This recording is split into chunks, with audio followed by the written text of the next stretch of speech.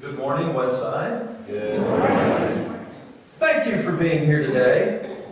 I appreciate your presence.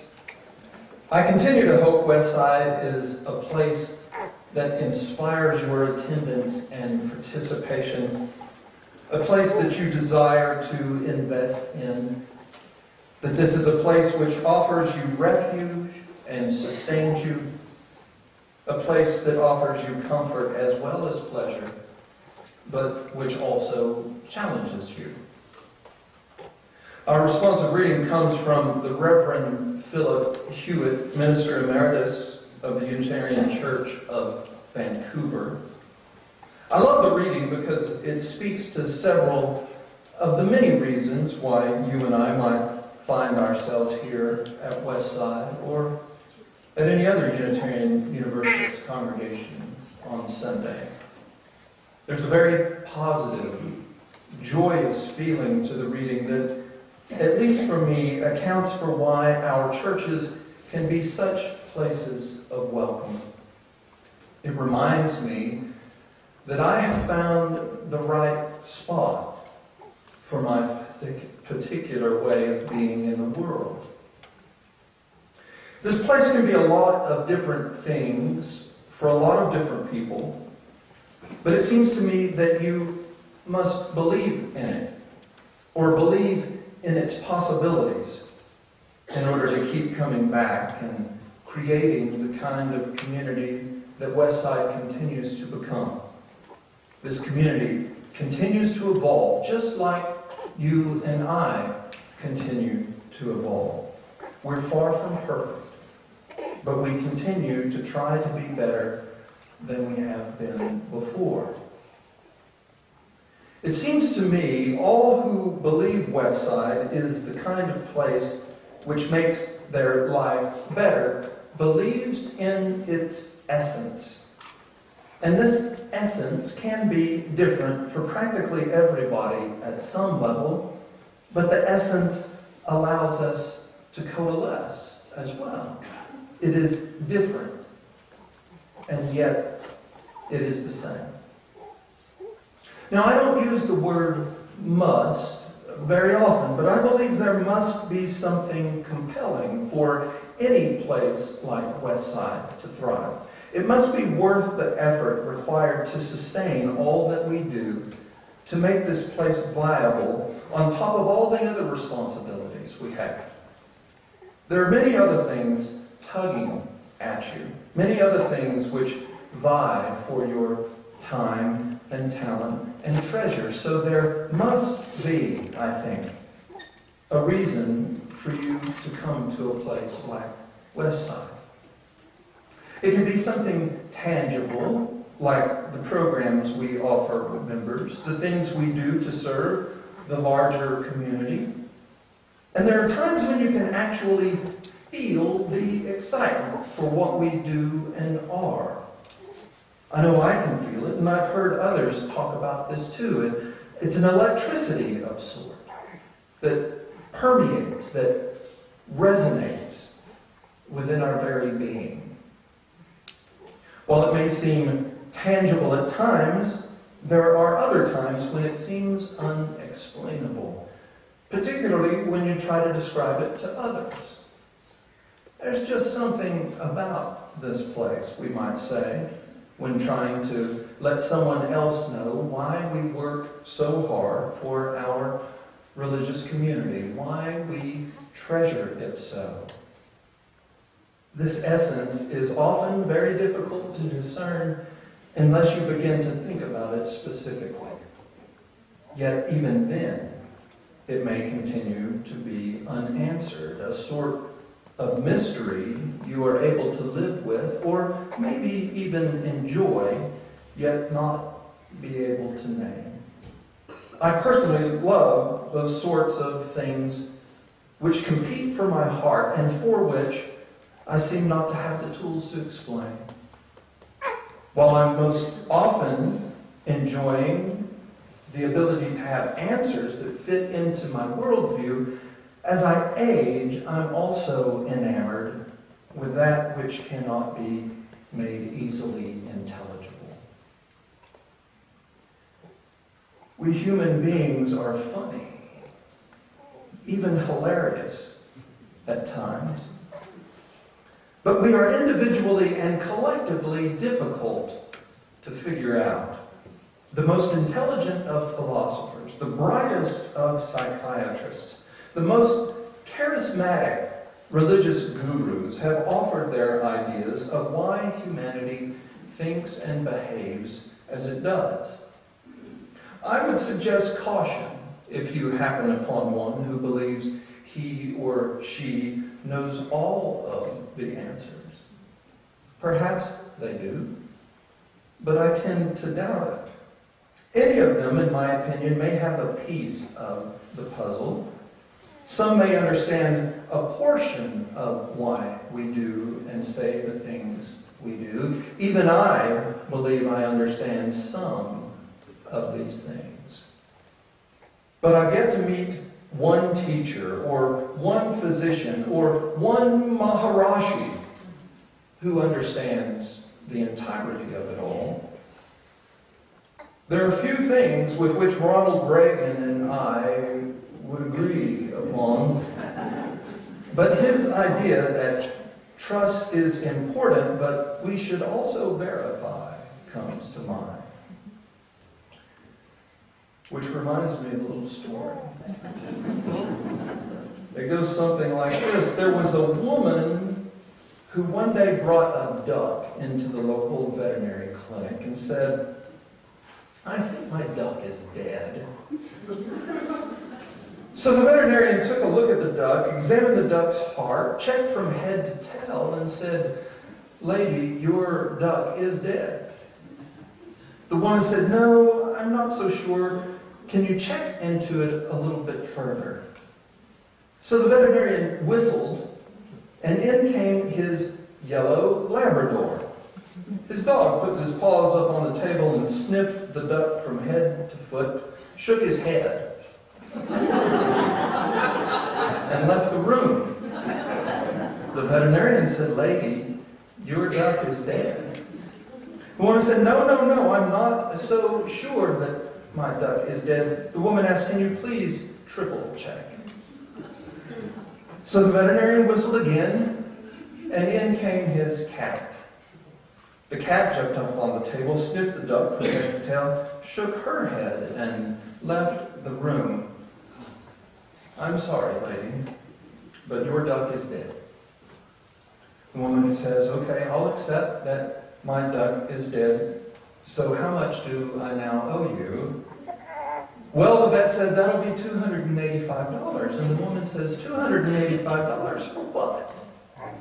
"Well," said the vet, the diagnostic was free, but the lab cost $135 and the scan cost, the CAT scan.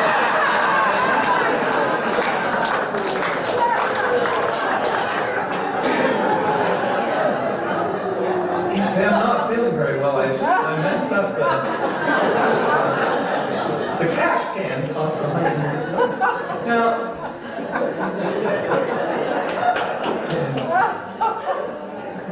Now that's not all that good of a joke, is it? In fact, in some ways, it's a little bit of a groaner. And yet many of us will laugh at a joke like that. Some of us will laugh because of timing. We simply know the joke is over.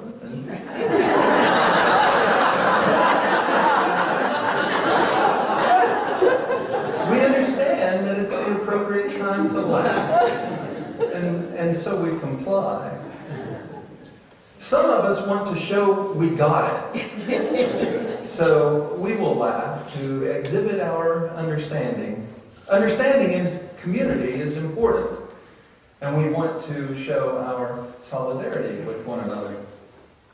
Others will laugh because they love the characters in the joke, or they somehow relate to the situation, and still others will laugh at a poor joke, one that's not particularly funny, simply because they are so kind, or they care enough about the joke teller. They don't want to embarrass the teller of the joke. The relationship is then what's important. And many Sundays, I'm particularly appreciative of those folks. Because someone in the same pulpit might not receive the same response from an unfunny joke simply because there is less of a relationship. The same kind of connection would not likely be present. And as our community continues to grow, so do our connection possibilities. So does the ability to see the essence, to feel the essence of what our faith community is and wants to be.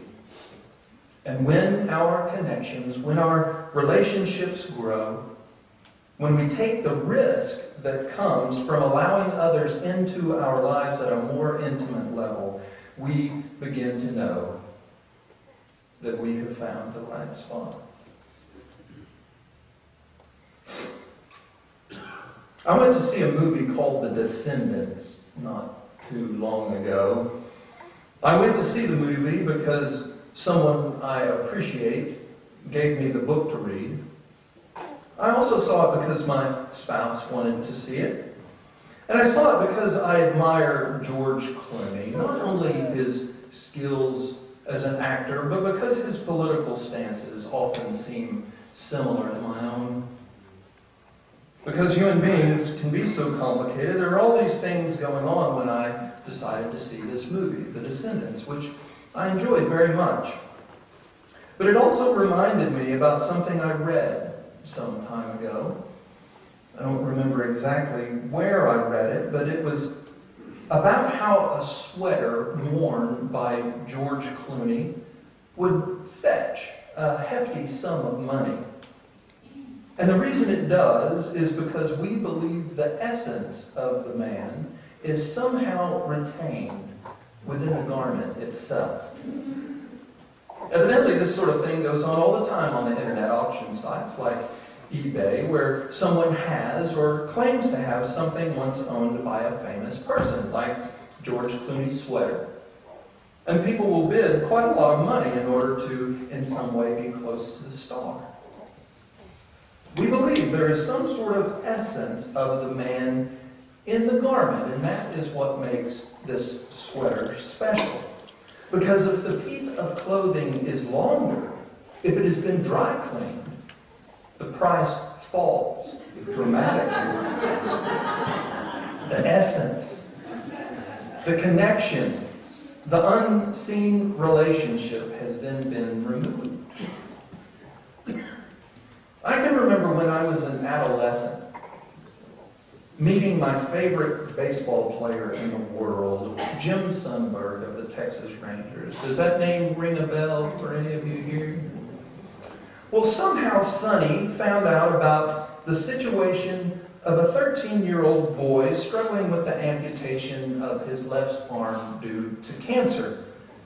So Jim Sundberg, this idol of mine, drove all the way out to my home in Joshua, Texas, and spent a great deal of time with me and shook my hand. A hand it took my mother some time to convince me to wash. I believe the peace of Sundberg, his essence, stayed with me even after he was gone. And when you think of essence and religion, what about the Eucharist? Where some faith traditions believe the bread and wine are transformed into the blood and body of Jesus. Often they believe the essence of the one they call the Christ has entered their own body by taking communion. What bigger or more powerful act, even if only symbolic, than to ingest God's essence into your own? Now, before we laugh ourselves silly or too enthusiastically about the amount of money these starstruck souls will spend on famous sweaters or the washing of hands or the eating and drinking of gods, Think about the stories you've heard of sports memorabilia selling for astronomically high prices. And think about what history buffs will do. Those who want to try to own a piece of history. They're notorious for spending large amounts of money. A tape measure owned by John F. Kennedy was sold at auction for almost $50,000. The shoes thrown at George W. Bush by an Iraqi journalist went for $10 million.